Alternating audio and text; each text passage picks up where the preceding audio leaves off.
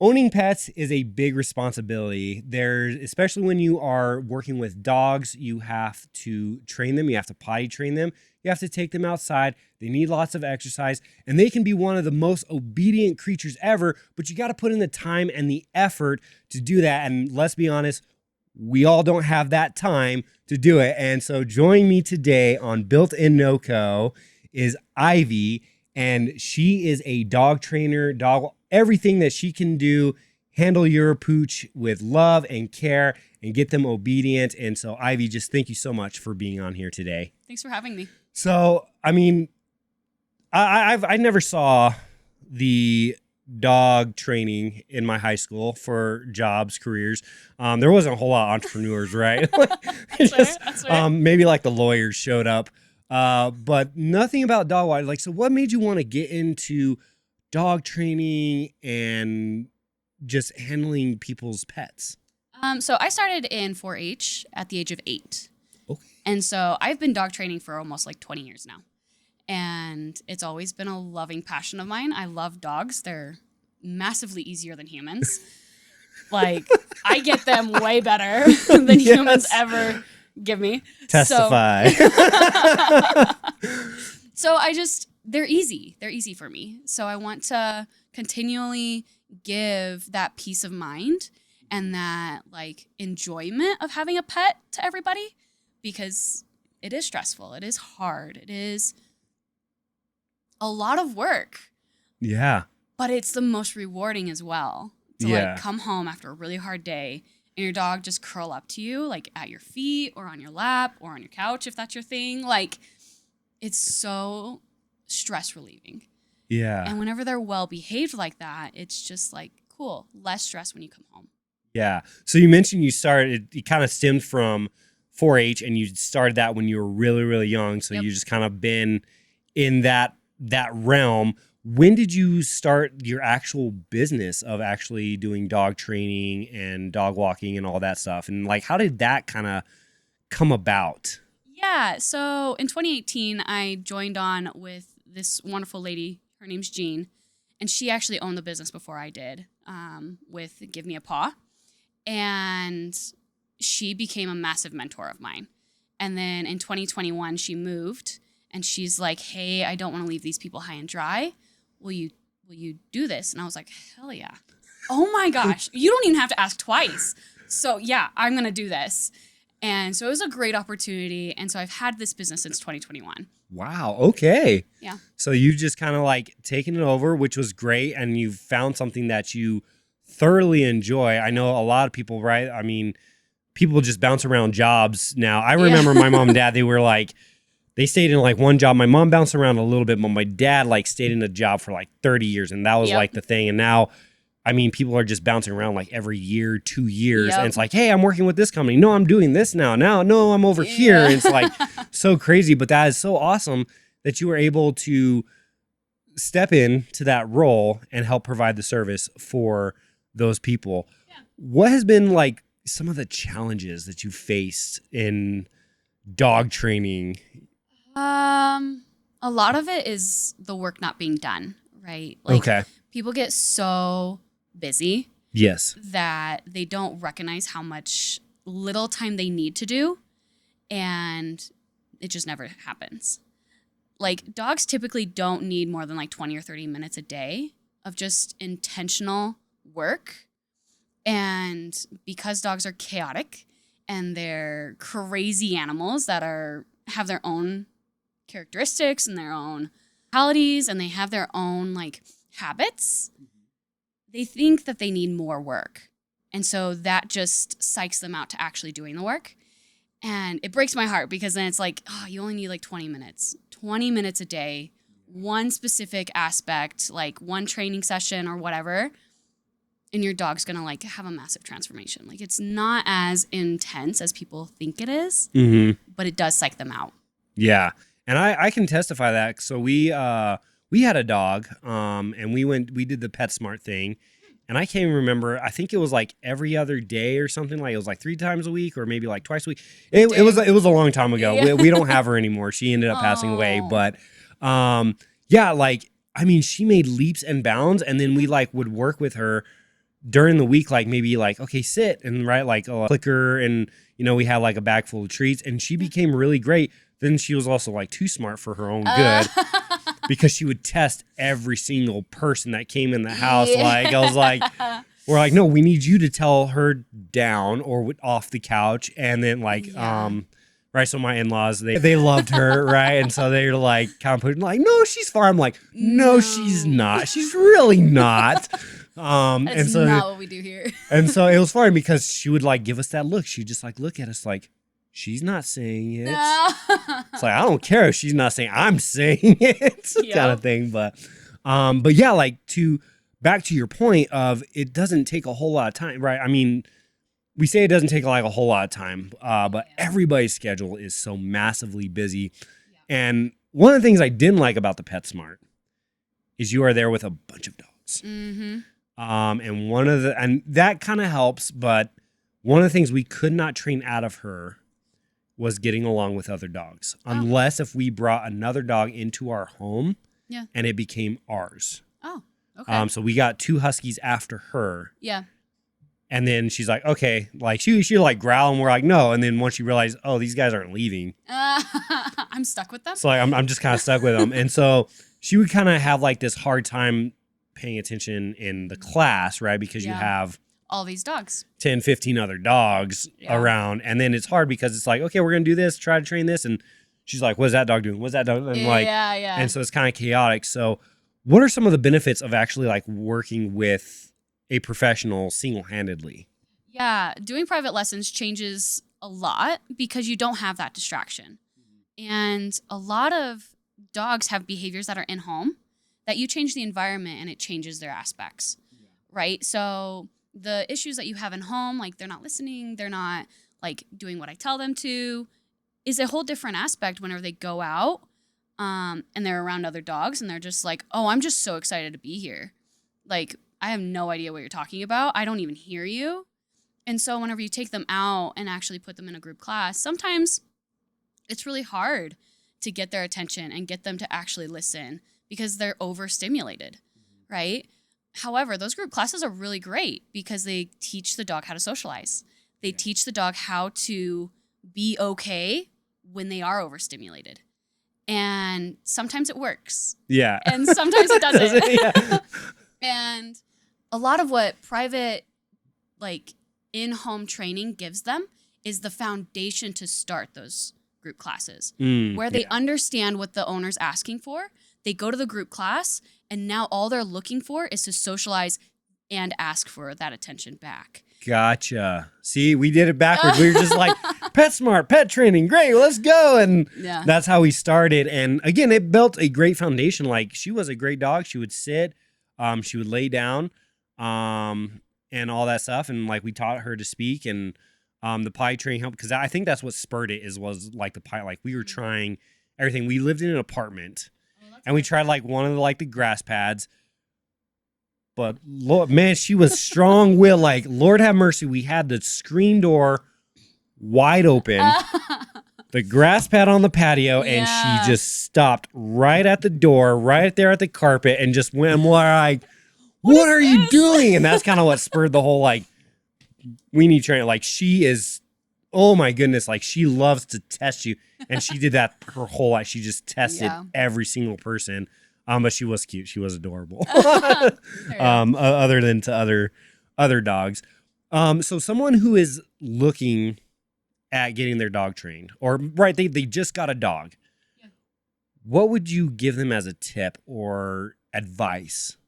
What would be like their first thing? Like, they're bringing a dog into the home, and mind you, right there, it could be a puppy. Yep. It could be a 5-year-old dog. We were big fans of adopting ours. All of ours were adopted.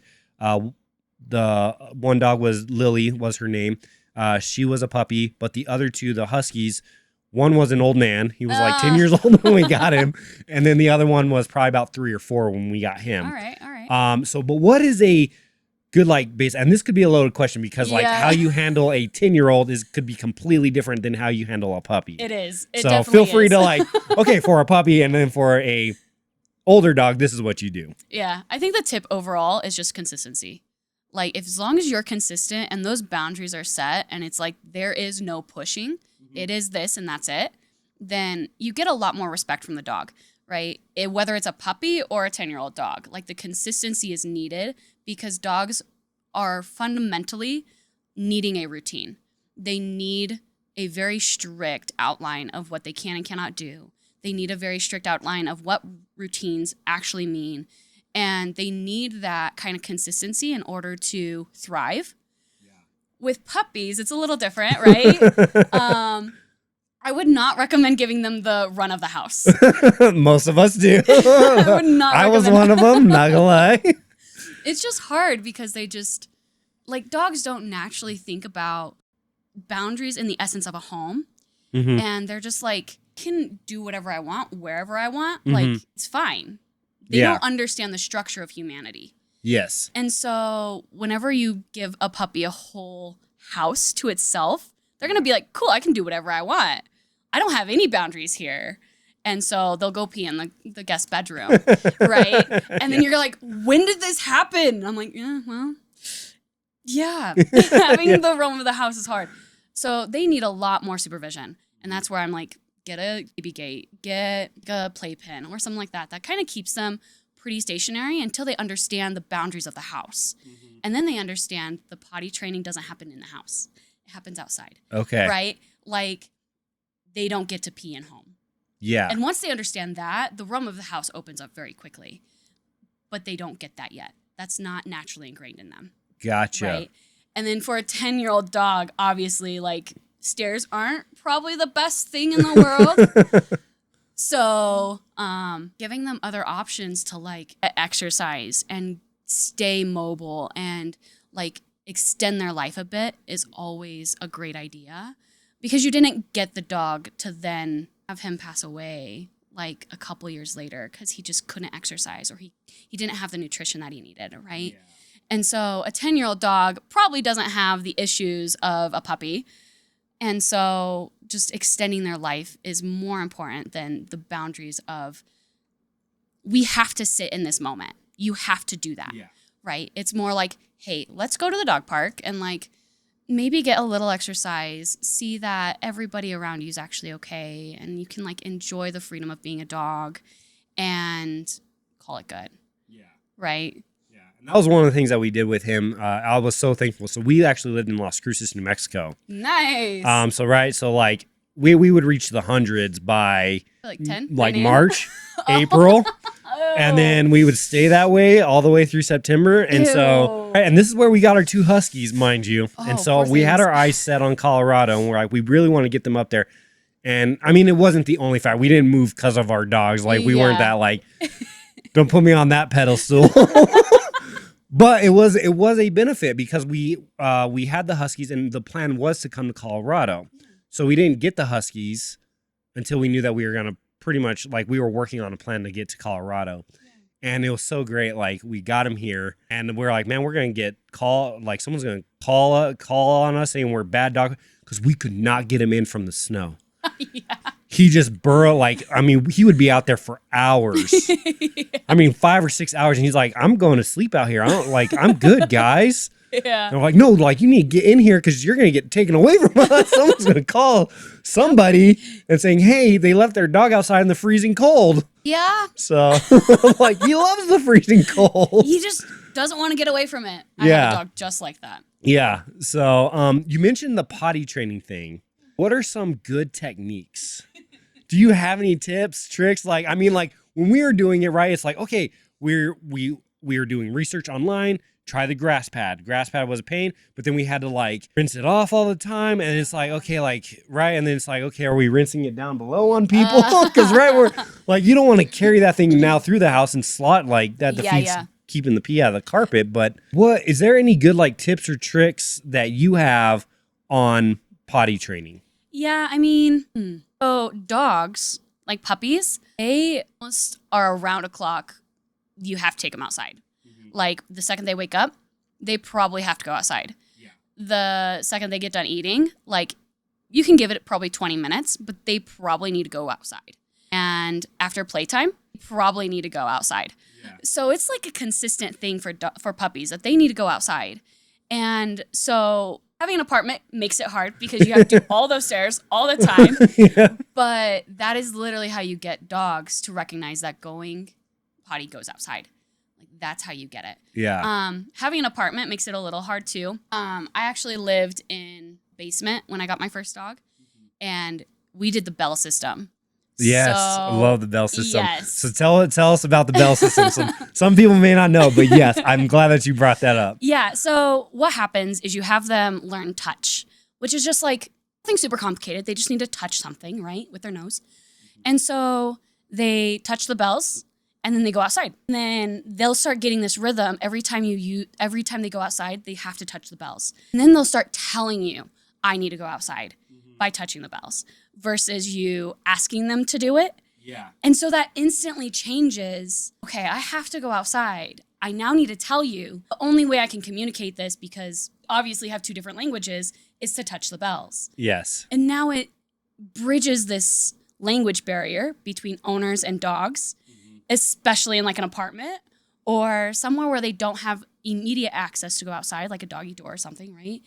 And it gives a very neutral place for the owner and the dog to then succeed.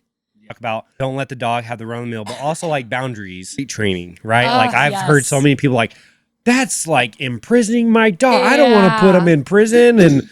But I mean, we were big fans of crate training because it let them know, like, one, they're not going to pee and poop where they're sleeping. Yep. Just naturally instinct. And so it kind of helped control. But like, what are your thoughts on that? So I always put it in this perspective. If you take down the drywall in your room, what does it look like? Yeah, it looks like a prison studs. And does not look nice. But it looks like a crate. Yeah. Like you have the boards. Yeah. You have the boards that go across because you obviously need electricity, right? So that kind of weaves through there. And so it literally looks like a crate. So you have to look at it as a crate is a dog's bedroom. Yes. Not a prison cell. Yes. Right? And that has done numbers for some of my clients where it's like, okay, this isn't as bad as I think it is. And you could put a crate cover over it to kind of make the appeal a little less scary for sure. Just like you put drywall on your boards, like it makes it a little less scary. So the thing with crate training is it is a stepping stone for your dog to be free roam. Some dogs, after the age of like 2 or 3, don't really need a crate, right? Some dogs do because they're chewers that just don't break, or they're just not responsible in the home when the owner's gone, right? So some dogs are the anomaly. Most dogs don't, though. So crate training, as much as it is a judgment point for a lot of people, most dogs actually find a crate to be a sense of peaceful place. And it's their sanctuary that whenever they get overwhelmed, as long as you leave the crate door open, they'll go in there on their own. And they'll just be like, I just need a break from people. And then they'll leave on their own and be like a whole different dog. Like, they're like, I'm better. I can like socialize now. I can manage my own emotions. And crate training also gives them the ability to learn how to manage themselves. Like, just like you have a kid that's like, I don't know, throws a tantrum. I don't have kids, so I don't really know. Like, sometimes you're like, go to your room. Like, I can't do this, go to your room. Right? Oh, man. And that's the same thing with a dog. It's not meant to be a punishment. It's meant to train them how to self-regulate, how to teach themselves how to be calm. And once they understand that, typically the chewing goes away, the anxiety goes away, the like frustration of overwhelming stimulation goes away, and they have the ability to put themselves at peace when they need to. And so it trains more than just don't pee in the crate. It trains more than potty training. It teaches them how to be a calm dog. And most people override that because it looks like a prison cell. Yeah. And I mean, you touched on a lot of great points. I'm going to try to like remember everything. I mean, there's so much that I was like, oh my goodness, that was so good. First, I'm going to start with the studs because that is genius. Like I've never thought about it like that. I mean, we were crate trainers ourselves, but like yeah, like that whole argument, like, yeah, if you take down the walls of your bedroom, we have the studs. And you got to remember, like, these are animals. Mm-hmm. And it's not like you're putting them in the crate and they're in the crate and that is their life. Yeah, no. You know, like this is just like you said, like, is their safe spot. One of our Huskies, we were going to try to crate train him. And I think he was crate trained or something. Like, it was very simple. Yeah. Literally just having it around. Yeah. But it gets to the point, like you said, it becomes like their bedroom. And again, they're not materialistic like we are. They don't need a reading nook. They don't need a little bookshelf. They don't need a dresser, right? They don't need all these things. They are dogs. And where do they sleep? On the floor. Yep. They are designed, they are built to just sleep on the floor. That's how they're made. And yeah, like, they don't care if they have, you know, a Miley Cyrus poster hanging up. I mean, if you want to put one in the crate, like, go for it. But, you know, to kind of come back to our dog, his name was Baloo, like from the Jungle Book. Yeah. And like, yeah, he would just walk right in, turn around, lay down, and his head would be out and he'd just sleep. And same thing, like you mentioned, like a safe spot for him. Yeah. Like fireworks were big. Like, those happen all the time. And if they're crate trained, great. I mean, during the day, you'd find him on our bed. Yeah. You know what I mean? Like that, like, we did spoil him. Yeah. And he would be on our bed. But at nighttime, it was one of those key indicators, like, okay, I'm going to go to bed. Mm-hmm. And I'm going to go to my crate. So, right, like, I mean, if you want to share your bed, I loved sharing my bed with my dog, especially because you can, like, Me too. cuddle with them and all that stuff. But, I mean, it opens up your bed. So in that way you can get a good night's rest. Yes. They're getting a good night's rest. They feel safe.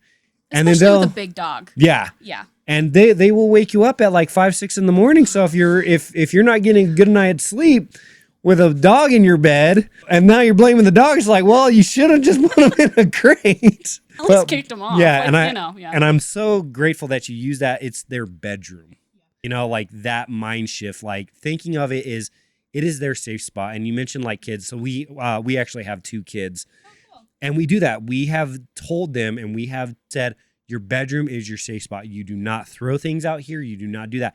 If you are feeling out of control and you need time away, your room is where you do it. Yep. That is, I mean, we also like tell them don't throw things in your room either, but like, get yourself away from this situation, whatever is overstimulating you, and get to your bedroom. Yeah.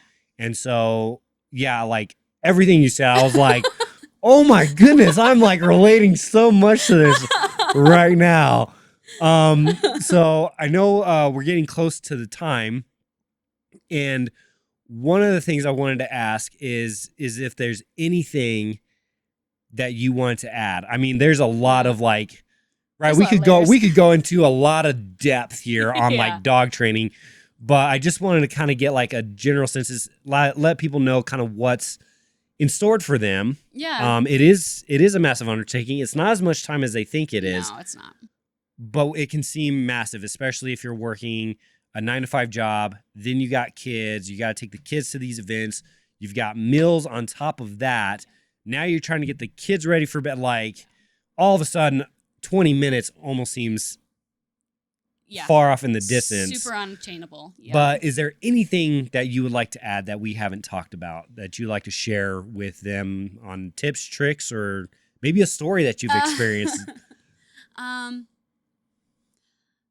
So it doesn't have to be a crazy 20 minutes, right? It doesn't have to be overwhelming. When you feed your dog, you can ask them to sit. When you, like, our dogs have to place when they sit, like when they get fed. So every time it's mealtime, they will go to a bed, dog bed, and they have to stay there until they get fed and released. And so it's just like, find those small moments that you already interact with your dog and use some training tactics, right? 20 minutes will be nothing if you actually do it that way, right? Intentional training moments changes the dog's life, though. And as much as it does seem unattainable, like, it does help. It does bring a lot more peace into the house when you can find 20 minutes intentionally all the way through. However, it shouldn't be like, whenever people get a dog, they typically get a dog because they don't do their research and they think it's a really pretty dog. They don't know what they're getting into. And I found that more times than not, always the case. Like most of the time the case. Yeah. Went to the And- adoption place. This one looked great. Oh my gosh, it's so cute. I'm going to take it home. And it becomes like a 150-pound dog. And they're like, what? Yeah. I'm like, cringe, massive cringe. But so do your research, obviously. It's not always the case. And so just try the best you can, Mm-hmm. right? Like the dog is going to be okay if you can't find a full 20 minutes. Yeah. As long as it has loving, as long as it gets exercise and it gets nutrition, like the dog is going to adapt. And the biggest thing that they want in life is literally just the love of their owner. Like that's all they really want in life. And to like be able to express their love in return. Right? And so they're pretty simple creatures to the bare minimum. Yeah. Bare minimum. So dog training, especially if you don't know what to do, a private lesson, a group class can give you just some structure on where to go. And I find that more than anything is what people need. Mm-hmm. Is they're just like, I don't know what to do, but this isn't working. Yeah. And it's like private training. I love private training because I love to get to know my clients. Like my clients are the bread and butter for me. I love to see where they live and see how their dog interacts and see how much they like love each other and see how every family is different. And to just learn how to adapt in those moments is like so much fun for me. And so giving them the structure of training more often than not is just what they need. So, yeah. That's awesome. That is so good. So if people want to reach out to you and, you know, talk to you, maybe they're thinking about doing dog training or like, oh man, like I need to get my dog more exercise and I just can't. And because you also offer the dog walking. I know we talked a lot about dog training, but you also offer the dog walking. Yeah. How can someone get in contact with you? The best way is to call or text my business number, which you can find on my website. You can find on my social media. Okay. Like it's pretty accessible anywhere you go. What is your website? So in that way the listeners fair enough. Meraki Paws LLC.com. Like pretty straightforward. Okay. And then social media is Meraki Paws. So shouldn't be super hard to find. It is a very complicated name. I do recognize that. Yeah. But if you look up dog training, I'll come up. Okay. So Awesome. it shouldn't be too much of a scavenger hunt. Absolutely. And we're going to go ahead and post that contact information, the website and the Facebook. So we're going to tag that into the comments below in the description. So then that way you guys can have quick access. You don't have to do the Google search. We want to try to connect people with businesses with businesses. That's what Built in NoCo is all about, providing information for you guys. And if there's anything that you have questions, comments, or anything, feel free to drop those down below. Let us know what you like. Let us know what you didn't like. Again, we're making this podcast for you, our viewers. This is free. She is here on her time. We're producing it on our time. We are just trying to give back to the community and just trying to connect people as much as possible. Also, give us a follow, like, subscribe, share it if you found this valuable. If you've got that niece, nephew, son, daughter, mom, dad that's like, hey, you're struggling with dog training. Hey, you're struggling with this. Give them this episode and let them know that this resource is available for them, so then they don't have to feel like we have to go to PetSmart and that's all we got and that place is not that great. I like PetSmart, nothing against them, but right, everyone has different experiences. So I'm just throwing that out there. But Ivy, thank you so much for being on the show. Appreciate you being here and taking the time. Absolutely. I appreciate it. And thanks for everything that you do. Like, this is a phenomenal opportunity for everybody. Like, for people that are just the common people that they just need an episode to kind of like get information. But it's also a great way that you've created to give business owners, like small business owners, a way to get our niche out there. Yeah, So absolutely. It's my pleasure.